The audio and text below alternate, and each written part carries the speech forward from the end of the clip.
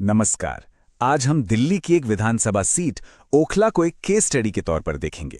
एक ऐसी जगह जहां कुछ ही सालों में राजनीतिक समीकरण पूरी तरह से बदल गए। एक जीता हुआ किला आखिर धड़कने क्यों लगा? आइए ओखला के इसी दिलचस्प और अहम राजनीतिक बदलाव को हम परत दर परत समझते हैं। देखिए, ओखला सिर्फ एक नाम नहीं है।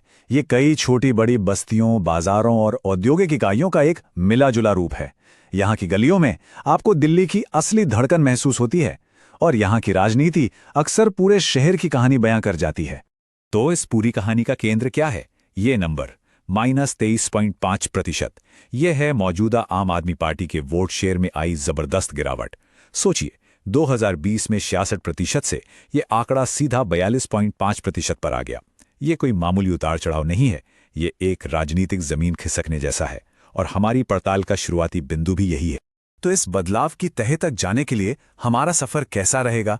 सबसे पहले हम इस झटके के आंकड़ों को देखेंगे, फिर इसके पीछे की वजह तलाशेंगे, ओखला के चुनावी इतिहास को खंगालेंगे और लोगों की असली आवाज, उनकी शिकायतों को सुनेंगे और आखिर में एक ऐसा रास्ता तलाशेंगे जो विश्वास को फिर से बना सके। किसी भी विश्लेषण की शुरुआत हमेशा जमीनी हकीकत यानी आंकड़ों से होती है। तो चलिए देखते हैं कि 2025 के चुनाव के नंबर हमें क्या बता रहे हैं। इस डैशबोर्ड पर जरा गौर कीजिए।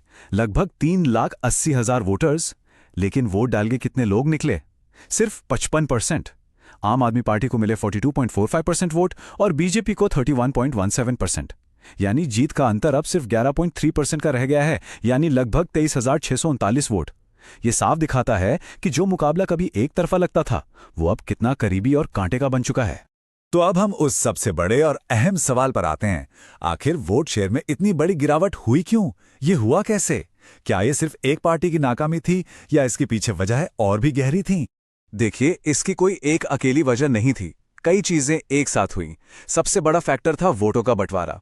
एएमआईएम और कांग्रेस जैसे खिलाड़ियों के मैदान में आने से सेक्युलर वोट बढ़ गया, जो पहले एएपी के साथ मजबूती से जुड़ा हुआ माना जाता था। फिर पार्टी के अंदर भी कुछ कमजोरियां थीं, जैसे एक ही चेहरे पर बहुत ज्यादा निर्भरता और शायद जमीनी हकीकत को लेकर थोड़ा अति आत्मविश्वास। और इसी बीच बीजेपी का मजबूत होता नैरेटिव भी एक बड़ी चुनौती बनकर उभरा। यहीं पर हमें अपने संवैधानिक मूल्यों को याद रखना जरूरी है।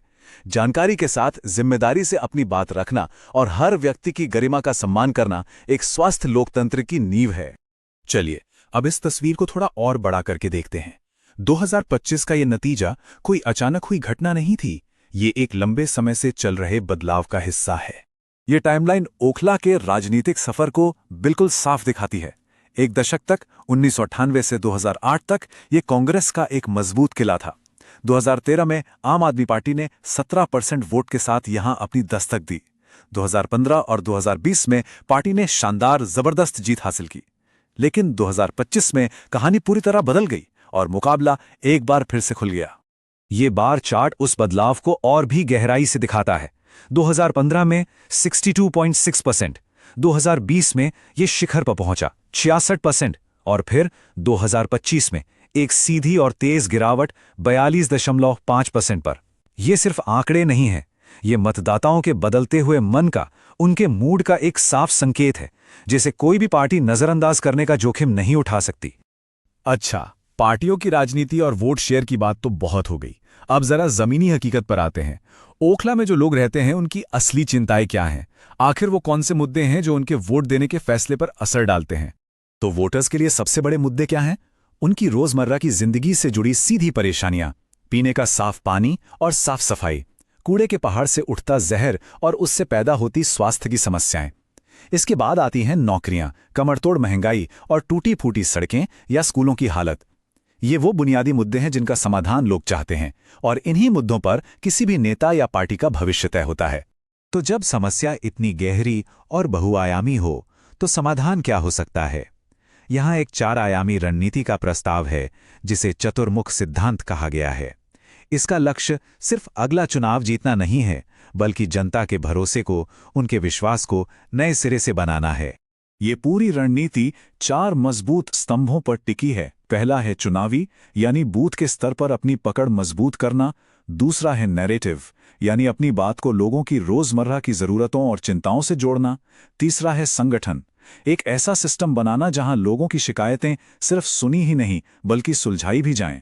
और चौथा है संसाधन, यानी अपने लोगों और फंड्स का सबसे बेहतर और प्रभावी इस्तेमाल करना। नैरेटिव वाले हिस्से को थोड़ा और समझते हैं। इसका मतलब है कि राजनीतिक बहस का फोकस बदलना होगा। बड़ी बड़ी राष्ट्रीय बहसों से हटाकर उसे स्थानीय विकास, नौकरियों और सरकारी सेवाओं पर लाना होगा।